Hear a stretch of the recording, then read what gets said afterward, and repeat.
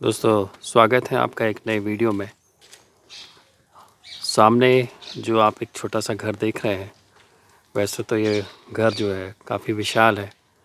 और घर के मामले में जो हमारी समझ होती है कि कुछ दीवारों और छत से मिलके जो बना हुआ जगह होता है जहाँ पर हम रहते हैं, उसको घर कहते हैं। लेकिन यहाँ आने के बाद मेरा ये भ्रम काफ़ी हद तक दूर हुआ है कि घर सिर्फ वो जगह नहीं होती जो कुछ दीवारों से मिलके और छत से मिलके बनी होती है जहाँ पर हम रहते हैं। और घर का जो स्वरूप है वो कुछ दूसरी तरह का भी हो सकता है। छोटा सा मैं आपको अगर झलक दिखाऊं, सारा परिसर जो है ये घर ही है। यानी पूरा जो जो कुछ भी आपको यहाँ पर इस वीडियो में अभी दिख रहा है, ये इस घर एक घर ही है। ये जो पेड़ आपको दिख रहे हैं, जो इतना सारा ओपन स्पेस दिख रहा है, और तो ये घर इस तरह से क्यों बनाया गया है, देखने में ये लगता है जैसे कोई ये रिज़ॉर्ट हो, कोई टूरिस्ट प्लेस होगी जिसका कोई व्यवसायिक उपयोग होता होगा। तो ऐसा बिल्कुल भी नहीं है। व्यक्तिगत एक आशीष गुप्ता जी हैं, वो अपनी परिवार के साथ यहाँ पर रहते हैं।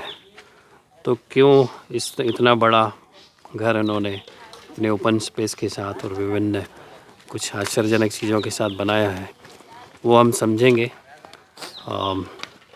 अभी चलकर देखते हैं कि ये जो ये टोटल एरिया तो वैसे 3.5 एकड़ करीब का है, लेकिन इस 3.5 एकड़ एरिया होने के बावजूद भी उसमें से लगभग ये 800-900 कुछ स्क्वायर फीट स्पेस होगा जहाँ पर उन्होंने अपने रहने के लिए वो जगह बनाई है। तो क्यों इतनी छोटी जगह बनाई, और इस छोटी सी जगह में बनाने के बावजूद भी वो कितना खूबसूरत है बाहर से भी और अंदर से, वो हम चल के अभी देखते हैं। तो पहले हम बाहर से देखते हैं कैसा ये दिखता है, कौन कौन सी चीज़ें इसमें बनी हैं।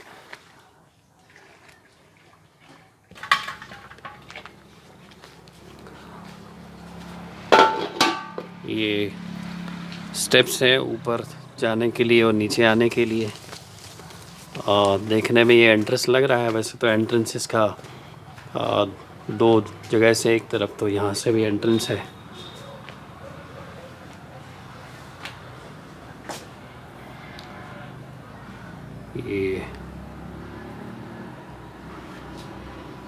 ये बिना दरवाजे के एक ओपन आउटलेट है यहाँ से निकलने के लिए।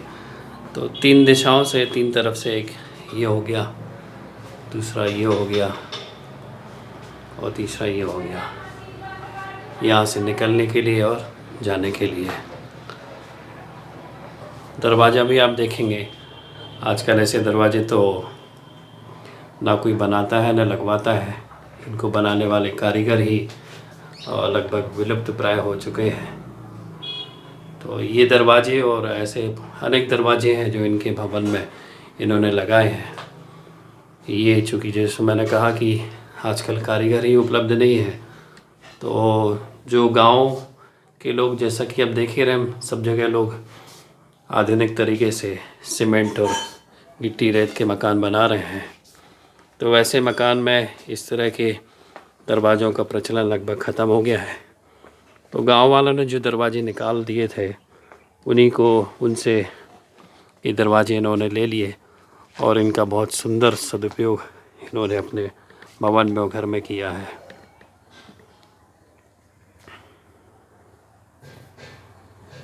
चलिए और देखते हैं इस तरफ से भी। अब घर के हम इस तरफ आ गए हैं। ये पीछे की तरफ कह सकते हैं। वैसे तो फ्रंट और जो बैक है वो लगभग एक जैसा ही है, तो किसको फ्रंट कहा जाए, किसको बैक कहा जाए। यहाँ भी पीछे साइड भी वैसे ही 3 दिशा से दरवाजे जैसे हैं निकलने के लिए, जैसा कि अभी फ्रंट में हमने देखा था। ये दूसरा और ये तीसरा। पीछे भी देखिए, बहुत सुंदर दरवाज़ा है अंदर प्रवेश करने के लिए, वैसे ही सुंदर नक्काशी वाला। और ऐसा जानकारी मिली है कि कम से कम 100 साल पुराने तो ये दरवाजे हैं। चलिए अंदर चलते हैं, अंदर देखते हैं अंदर से कैसा लगता है ये घर। तो पहले पुराने घर में अगर किसी को ध्यान हो, पुराने लोगों को जो अभी इस समय 50-60 साल की उम्र के होंगे, 40-45 साल की उम्र के, तो उन्होंने तो ग्रामीण क्षेत्र में देखे होंगे कि इस तरह से हर घर में पहले दहलीज हुआ करती थी। तो और जो ऊपर चौखट है वो भी, उसकी भी कुछ ज़्यादा हाइट नहीं रहती थी।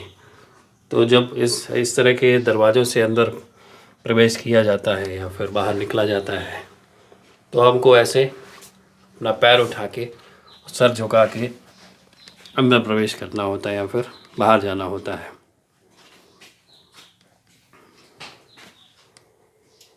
ये देखिए हम घर के अंदर पहुंच गए। दीदी वो वाला लाइट जला दो ना, अंदर का, पीछे का।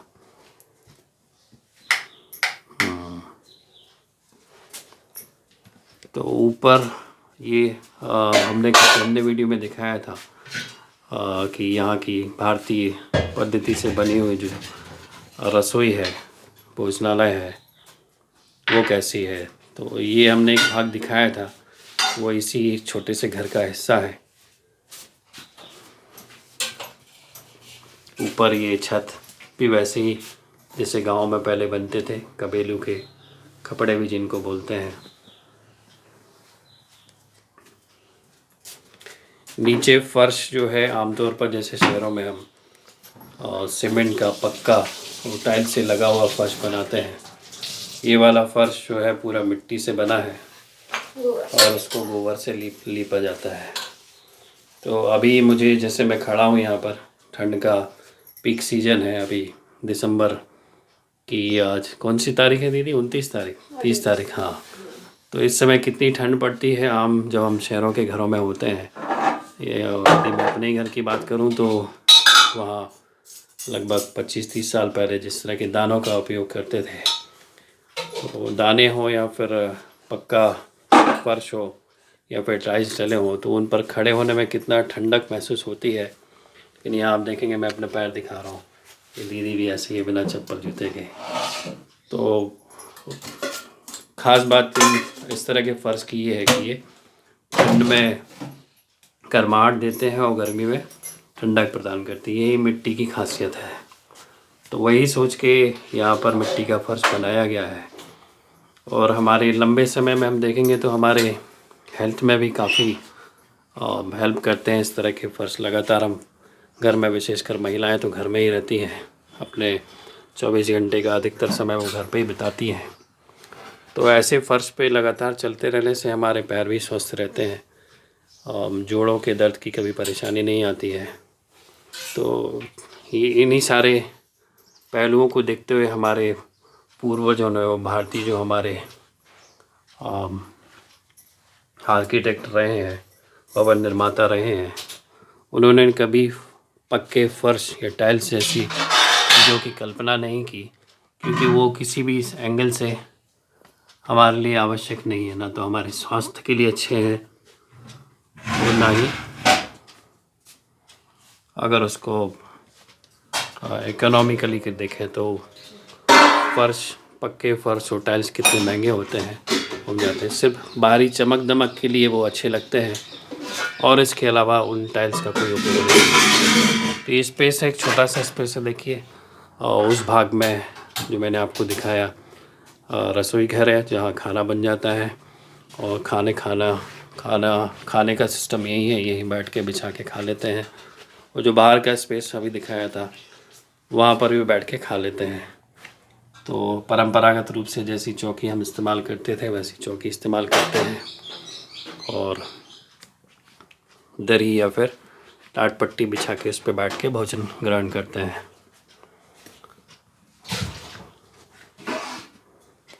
तो ये है, सीढ़ियाँ गई हैं, ये भी लकड़ी की बनी हुई है।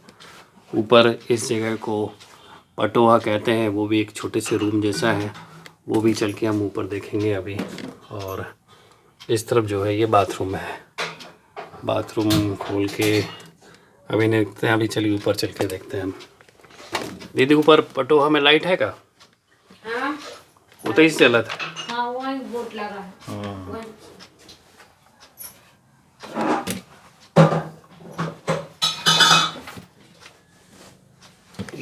गया।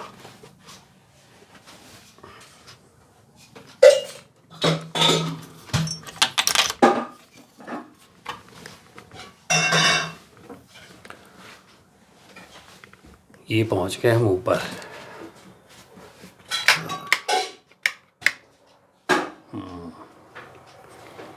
ये देखिए,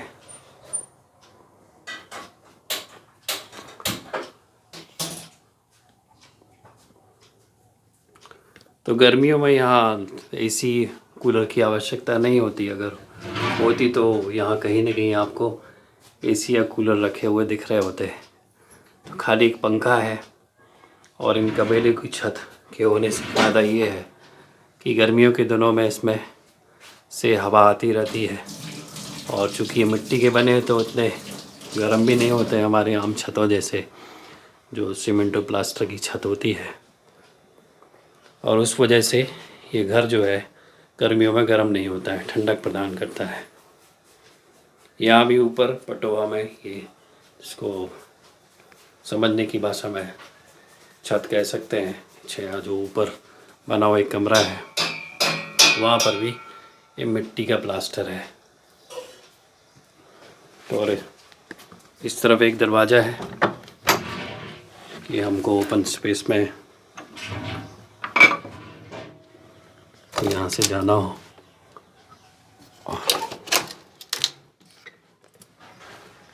चल, नीचे भी एक चिटकने लगी हुई है, इसको खोल लेते हैं।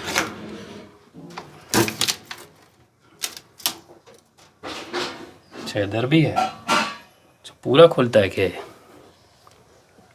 चलिए अभी नहीं जाते, दोनों तरफ से लगी है जाली। इसको मच्छर से बचने के लिए लगाया गया कि रात को अगर सोना हो तो ये देखें आप, ये बाहर इस तरह से स्पेस है। चल के तो मैंने जाली खोल दी है, अब बाहर चल के देखते हैं। तो ऊपर सोने वाले व्यक्ति को भी सुबह सुबह उठ के जब ये बाहर निकलते हैं तो कितना सुंदर नज़ारा चारों तरफ देखने मिलता है।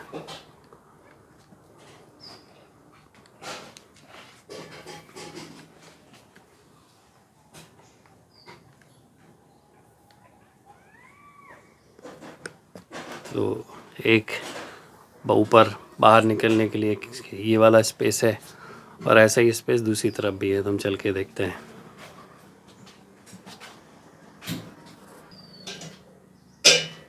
तो दूसरी तरफ ये है, यहाँ भी वैसे ही सिस्टम है, दहलीज है। और इसको आप देखेंगे, इस दरवाजे की इतनी हाइट नहीं है।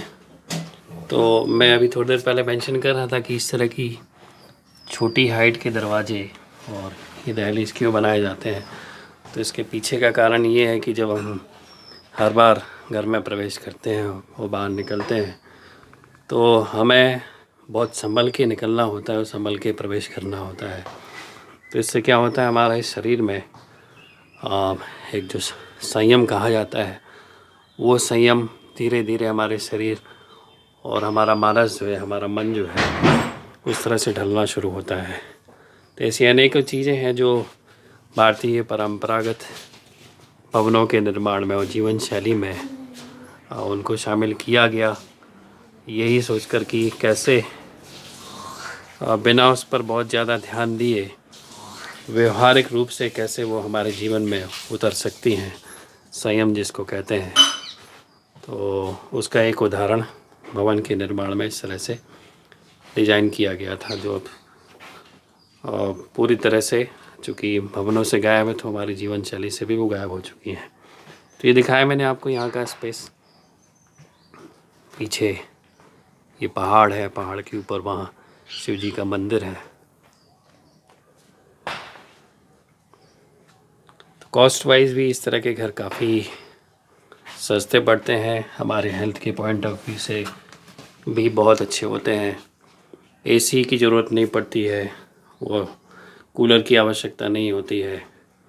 बिना एसी और कूलर की ये जो घर हैं, इस तरह के जो घर हैं, वो हमको ठंड में हो या फिर ग्रीष्मकालीन ऋतुओं में हो, पूरी तरह का सुकून और सुरक्षा हमको प्रदान करते हैं। तो मुझे तो ये घर बहुत शानदार लगा। और एक ये उदाहरण है कि आज के ज़माने में इस तरह के आज के आधुनिक व्यवहारिक जीवन में इस तरह के घर बनाना संभव नहीं है, रहना संभव नहीं है। तो ये उस भ्रम को पूरी तरह से मिटाता है, दूर करता है। और चाहे शहर हो चाहे गांव हो, ऐसे घर यदि कोई बनाना चाहे तो बना सकता है। तो आप और हमारे लिए काम की बात यह है कि हम भी ऐसी जगह पर आकर इनको देख के समझ सकते हैं, और समझ के जिस रूप में सही, चाहे व्यक्तिगत तौर पर अपने घर बनाने के लिए या व्यावसायिक तौर पर किसी अन्य रूप में अपनाने के उद्देश्य से, हम यहाँ की चीज़ों को ऐसे समझ और देख सकते हैं। तो उम्मीद है आपको ये वीडियो अच्छा लगा होगा। थोड़ा सा लंबा ज़रूर हुआ है, लेकिन काफ़ी सारी चीज़ें थी इसलिए उसको कवर करना ज़रूरी था। तो आप हमें कमेंट करके बताइए कैसा आपको ये घर लगा, और घर का ये भाग लगा। घर तो ये बहुत बड़ा है, जैसे मैंने कहा था कि 3-3.5 एकड़ के क्षेत्र में बना हुआ है। तो कमेंट करके हमें बताइएगा। वीडियो आपको अच्छा लगा हो तो लाइक ज़रूर कीजिए, और चैनल को सब्सक्राइब नहीं किया है तो सब्सक्राइब करके बेल आइकन के बटन को भी दबा दीजिए। तो मिलते हैं फिर अन्य किसी ऐसी रोचक वीडियो में। तब तक अपना ख्याल रखिए। जय श्री सीताराम।